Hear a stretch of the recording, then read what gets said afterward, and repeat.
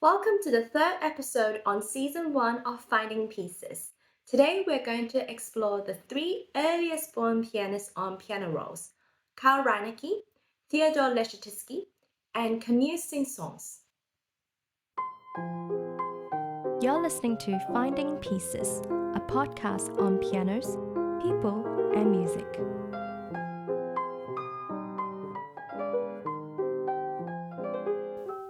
In the previous episode, we explored various methods of making piano rolls. The crucial element are the perforations on paper, which encode music performance data, so punching out the holes is an essential step. To capture the playing of pianists, I mentioned that the earliest method involved marking the paper on a separate machine, while the pianist played notes on the piano. The latter methods involve perforating the rolls in real time. The rolls which capture the playing of pianists are played back on the kinds of player pianos known as reproducing pianos. There are so many pianists who have recorded for piano rolls, and today we're only looking at three of the earliest born pianists on piano rolls. The oldest pianist on music rolls was born 200 years ago. His name is Carl Reinecke, and he was born in February 1824. 3 years before Beethoven died. Reinecke was an extremely high-profile German musician. He was a pianist, a conductor, a composer, and he also wrote on musical subjects in press and publications. Reinecke's network with musicians in the mid-19th century was also very impressive, and he was a teacher, having taught at the Cologne Conservatoire and the Conservatorium in Leipzig. His celebrity pupils include Isaac Albeniz, Edward Grieg, and Cosima Wagner. In terms of Reinecke as a pianist, well, at one point he was hailed by the London concert critics as the Mozart player. Reinecke did some piano recording for Welte on January 1905, when he was 81 years old. This marked a significant turning point in the music recording history, particularly for player pianos, because Welte, being the first company to make reproducing pianos, which they called Welte Mignons, only started showcasing their invention a few months earlier at the Autumn Trade Fair in Leipzig in September 1904. 2 months after Reinecke recorded, the first public introduction of the Welte Mignon took place early March 1905 at Hugo Popper's showroom, which was on Reicherstrasse. And this is quite a central location. I tried to find an account of this first public event, and I think I found something which is sort of a report in the Zeitschrift Instrumental Buch, a Leipzig press. And it reads like a pre-exclusive members-only party. Outside, the hustle and bustle of the trade fair rages unabated. Upstairs in the magnificent rooms of Popper's Music Tusculum on Reichsstrasse, a devout congregation of art experts has gathered to listen to the playing of the celebrated Berlin professor Xaver Schwarzenegger. Apart from a bundle of wires leading from the bass side to a recording apparatus placed next to it, nothing outwardly reveals that we have true miracles before us in this grand piano and its neighboring case, whose interwoven cooperation seem as incomprehensible as they are mysterious. He sets his apparatus in motion, and the most wonderful harmonies flow out of the magnificent grand piano under the hands of the artist.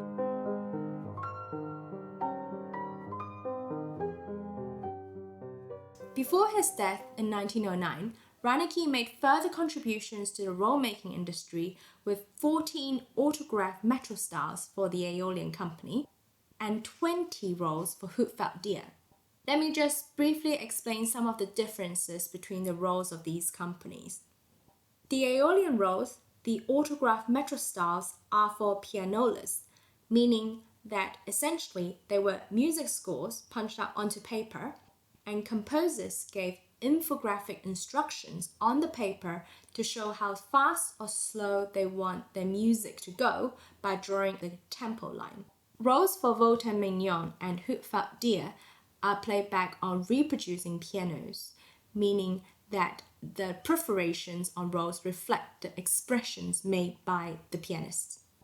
Ink or carbon traces were made onto the master roll, and punched out by hand subsequently.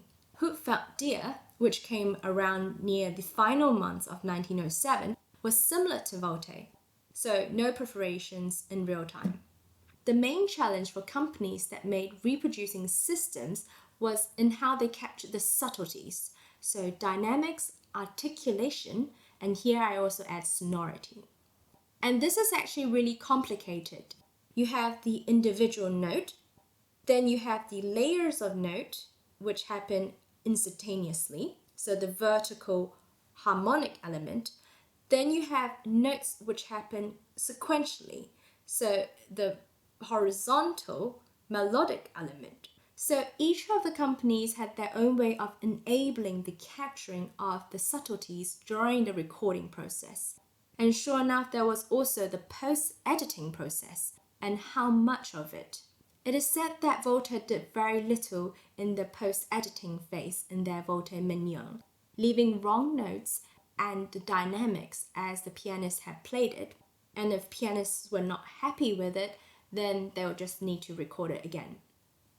It is difficult to say whether Reinecke preferred Welte Mignon or the Welte, but in one of the letters he wrote to Welte after hearing his recording, he stated that the Dyer reproducing piano was notable and astonishing in the highest degree with absolute fidelity, and when he heard himself playing it, it seemed like magic to him without even moving his own fingers.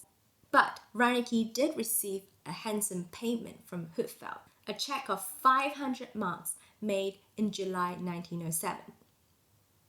Next, the Austrian pianist Theodore Leschetizky is the second earliest born pianist on piano rolls, born 6 years after Reinecke in Landshut, Austria, 1830. Leschetitzky studied with Carl Czerny, and if you played the piano, you would have definitely heard of Czerny's name, because Czerny wrote many exercises for beginners all the way to advanced pupils to develop their pianistic technique. Leschetitzky is likely to have followed in his teacher's footsteps. He apparently played with high curved fingers and believed in the development of finger strength in striving for singing tone qualities. Leschetitzky then became one of the most sought-after piano teachers in the late 19th century, and some of his celebrated students after Leschetitzky settled in Vienna in 1878 included Ignacy Paderewski and Catherine Goodson. Even though there are books written to summarize Leschetitzky's teaching methods, Leschetitzky himself admitted that it was impossible to have a method suited to all, as no hands were the same. Between 1906 and 1907, Leschetitzky recorded 12 rolls for Welte Mignon, 7 of which are his own compositions. Here's Leschetitzky playing one of his own compositions, The Two Larks. This recording is a simulation of the roll first scanned by Julian Dyer, and the simulation is made from his own software and Pianoteq. So there's no Welte mechanism or piano involved.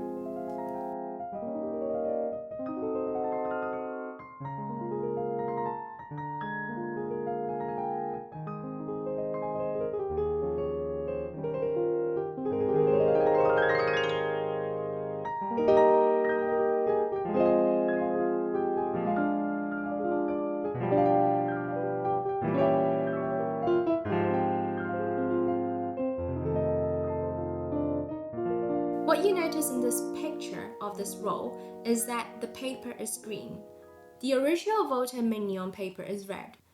The green paper was not introduced until the 1920s when Welte had a new system for their reproducing pianos, the Welte 98 system. Many of the red rolls were then transferred onto the green system. As mentioned earlier, Welte came very early into the scene of making reproducing pianos compared to other companies. The first of this kind, the Welte Mignon, was not a piano. It had no keyboard and it looked like a small wardrobe. Eventually, Welte installed their Mignon mechanism into normal pianos, particularly for Steinway and Fürich pianos. So there was the Welte Mignon in 1905. Then there was the Welte, which Reinecke recorded for in 1907. Another German maker called Philips had the Duca made in 1909. Across the Atlantic, the first kind of reproducing pianos was made by the American Piano Company, which they called Ampico in 1908. Finally, there was the Aeolian Company, who made their Duo Art in 1914, the recording studio being first in the United States, and then in 1919, there was a recording studio set up in London. With a gap of almost a decade, that's why Welte was able to have all three of the earliest born pianists on piano rolls. Also, we have to take into consideration the traveling limitations of pianists. The majority of pianists in the late 19th century and early 20th century were happy sticking to continental Europe and the UK, and were less enthusiastic about traveling further abroad, like America or Australia, unless they had a big contract for this. So that's why I think there was a greater urgency and desire to record pianists in Europe, and the recording locations were favorable to German player piano companies. The third oldest born pianist on piano rolls is Camille Saint-Saëns, born in 1835, so 11 years younger than Reinecke and 5 years younger than Leschetitzky. Some of us might have heard of his famous opera, Samson and Delilah, but most of us, I think, would have heard selections from his Carnival of Animals, such as the aquarium and the swan. Saint-Saëns was a virtuoso in his days, very popular and talented. Apparently, he had a particular liking for arid pianos. So, for example, in his London concert in 1901, he insisted on having an arid shipped from Paris to London, and it had to be that particular one that he played at the Prize Award ceremony at the Paris Conservatoire. Saint-Saëns recorded 13 pieces for Welte Mignon in 1905, when he was 70 years old. When he was 80 years old in 1915, he recorded 6 pieces for Aeolian's Duo Art. And he recorded these on his last visit to America. The reason why he went to America in the first place was because he was invited to give lectures at the 1915 Panorama Pacific Exposition in San Francisco on 1st of June. So before he got to San Francisco, he disembarked off the ship in New York in mid-May. So sometime between mid-May and 1st of June, he squeezed in a bit of time to do the recordings for Aeolian. If you compare the list between what he did for Welte and what he did for Aeolian, you will see that there are only 2 new pieces out of the 6 in the Aeolian. The other 4 pieces are duplicates. One of these duplicates is his Welte Mignon, opus 104. And here is an interesting fact. For Duo Art rolls, you can check the information on when the roll was made at the back of the roll. So when you get to the back, there is a number, and the number tells you the batch number, the year, and the month of which the roll was made. So this roll reads the batch 33, 1915 June. And this number actually aligns to what is said in the Duo Art catalogs, which said that this roll became commercially available in July 1915. If you're really into musical analysis like me, you will find it really interesting to compare how the composer plays his own composition differently. Here are some quick spot the differences in his Welte Mignon. Which notes had more clarity?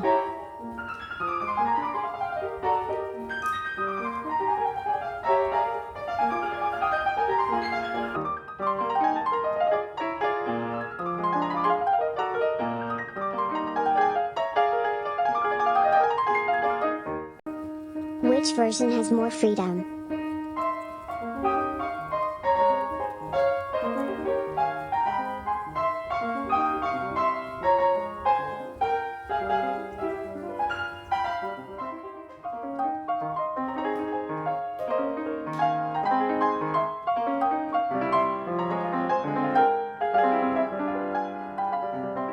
Which one is more virtuosic?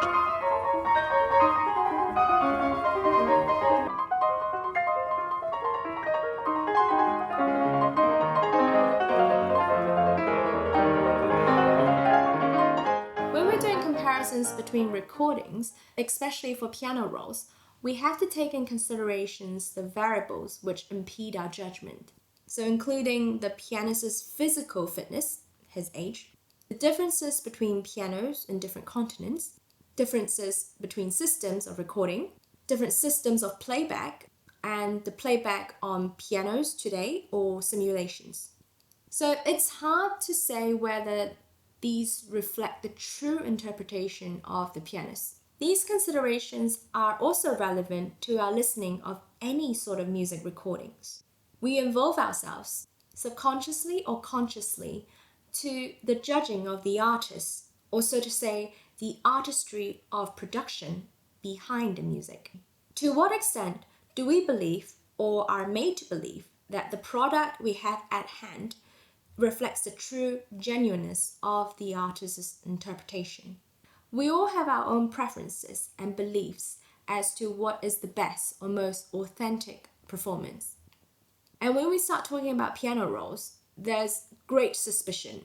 Most of us can accept the concept of sound being produced through player pianos, reading the perforations on piano rolls.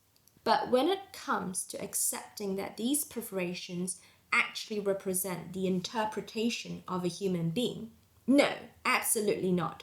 These suspicions are fair comments, even removing the fallacies of recording and playback. We might never be able to reconcile the fact that human interpretations, being multidimensional sensory, that is, the technical, musical, emotional attributes, as well as the visual interaction, can never be captured on paper. That is something two-dimensional or at most three-dimensional. What I want us to have simply is an open mind, and not to try and seek the one and true interpretation of a famous bygone pianist through piano rolls. Certainly that was not the point in this episode. Instead, we can treat these as another piece of evidence to get to know more about the composers, about the composition, and the pianist, and these insights of possibilities can enrich our musical interpretations. And to end, Leschetitzky playing his own Canzonetta Toscana Antica Opus 39 No. 3, simulation made by Julian Dyer software and Pianoteq.